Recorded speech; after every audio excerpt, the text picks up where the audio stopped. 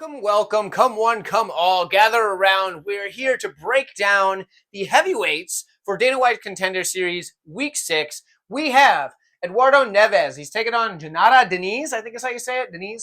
He's 5-0 in his whole career, so in his last 5 for Diniz.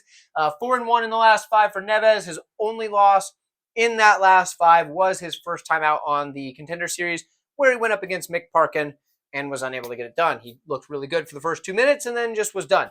So, good matchup here. Looks like a fun time. It's heavyweights. You expect a brawl to come out of here, especially with these two. And we're going to break that down a little bit more. Diniz, he's an excellent kickboxer in MMA.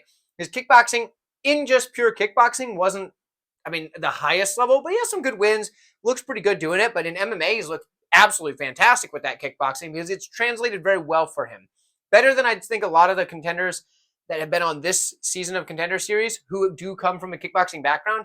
I do think Diniz has a better transition to MMA with his style, so that's good to know. He's going to strike to all levels in combination. He's going to mix it up very well. Power is there, and I think a lot of the power comes from the fact that his clean technique makes these punches and kicks land just a little bit better. He's going to be able to use those knees up the middle, and he's quite quick for a heavyweight. When you see this guy throw your strikes, yeah, he's not fast for like a flyweight.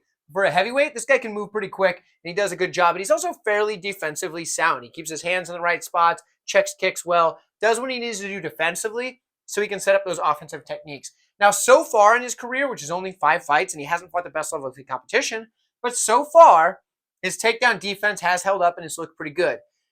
Grappling, though, we don't know. Now, that could be good, could be bad. My assumption is it's not the best. Because obviously if you spend your whole career working as a kickboxer, doing just the standing arts, you don't really worry about grappling. But I assume he's started doing some grappling now that he's come into MMA. But my assumption, now I know you're not supposed to assume things, but my assumption is first and foremost, his plan was to work the takedown defense. Because what's the best way to beat a grappler? Just don't grapple with him in the first place. So he wants to use that takedown defense to stop from having to showcase his grappling skills. Makes sense.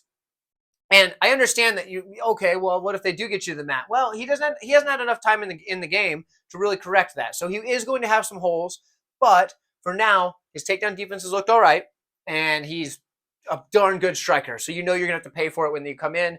If you don't get a hold of that takedown, you're going to be hurt. Now, for Neves, dude's a very powerful striker, and he's got pretty good strikes at the start of the fight anyway. He's got tons of volume coming forward. Defense is a little shaky, but he's going to come forward and throw those big strikes. And he might even push you up against the fence and wear on you there, land some strikes, work you over a little bit, use that cage control time to wear on you and start landing big shots as soon as he gets off. But here's the problem. His cardio has faded in the past on him in a few different matchups. The Mick Parkin one was just the most brutally obvious because it's the only one that's really cost him. But he started to slow down in a few. His power, though, makes up for a lot of that. This matchup, to me, I feel like there's a path to victory for both guys. For Neves, it's to try to negate that striking on Diniz's side by simply just taking him down.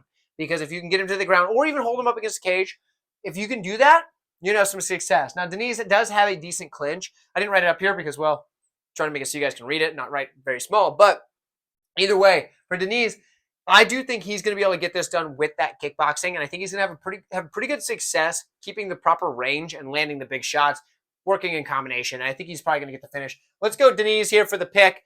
I'd love to hear from you guys, though. Let me know who you have, and like this video on your way out because I do appreciate it. It helps the channel grow. I'll see you in the next fight.